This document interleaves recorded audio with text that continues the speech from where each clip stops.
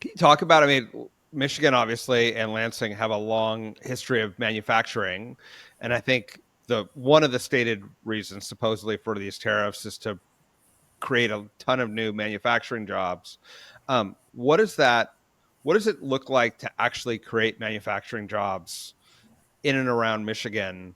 And what do these tariffs do or don't do to that end?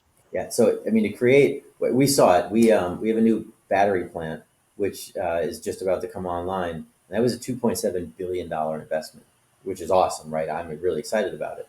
So the argument on tariffs um, is if you increase the tariff, um, we make cars, right? We make cars in Michigan. We have uh, two assembly plants. GM, we are GM people. You come to Lansing, you walk around, you're going to see GM cars. If you see a foreign car, it's a visitor. Definitely.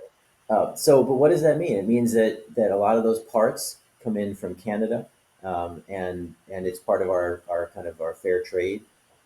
If you increase the tariff and the price of a car in Michigan goes up seven, eight, nine, $10,000, people are going to buy less cars. Price of car goes up, people buy less cars. They look at used cars and other things. We saw it during the pandemic when they couldn't get new cars. If less cars are bought, less cars are made. If less cars are made, then plants will reduce shifts. We love having three shifts right now. If a shift reduces, those people are laid off. These are UAW workers making a solid, good wage, and now they're laid off. If enough shifts are removed and there are enough layoffs, the plant closes. The argument from the pro-tariff people are, short-term pain, but then everything that's being outsourced to Canada is now going to be built in America. Well, who's got $2 to $3 billion to build that new assembly plant, to build that new plant? My concern is the prices are going to go up. Nothing's coming back. It's just going to cost that much more for the tariffs. The people are going to have to pay it, and you're going to have less cars sold, and we're going to have layoffs, and people are going to be out of a job. And it's a big concern that I have for manufacturing. We do a lot of advanced manufacturing here. Again, we're about to be making battery cells. We have a company that does food testing that is international. That was based here called Neogen. We have a company that we make the anthrax vaccine here. So we have a biomedical company, and these are all getting parts and things from all over the place, from Mexico, from Canada. Um, and when you increase that cost, again, it's gonna hurt jobs. It's gonna be more expensive, and it doesn't bring down prices. And I mean, just to dive in a little bit, which is this battery plant, you saw this big investment in renewable energy technology and production. And just as these things come online, we're now watching, the incentives and the regulatory policy that would have encouraged adoption go away, which not only harms the environment, but also harms the jobs that are being created and the opportunities of the future. Is that a worry as well? And how do Michiganders think about renewable energy and clean energy and all these other investments and way we need to go? Yeah.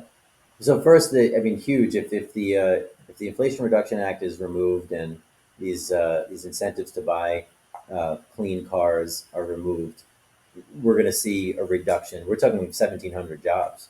We will see a reduction. Now, they're trying to figure it out. They're trying to decide, do they move to different kind of battery production?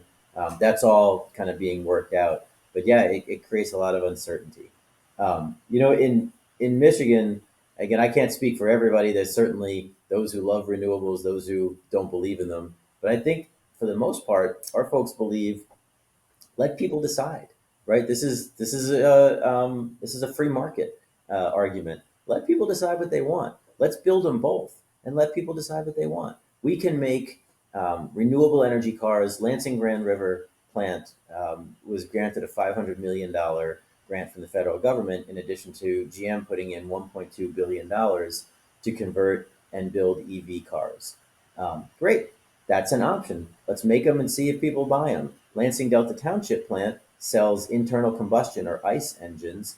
We sell the Traverse. We sell the CT5. So let's provide, and let's see what people buy.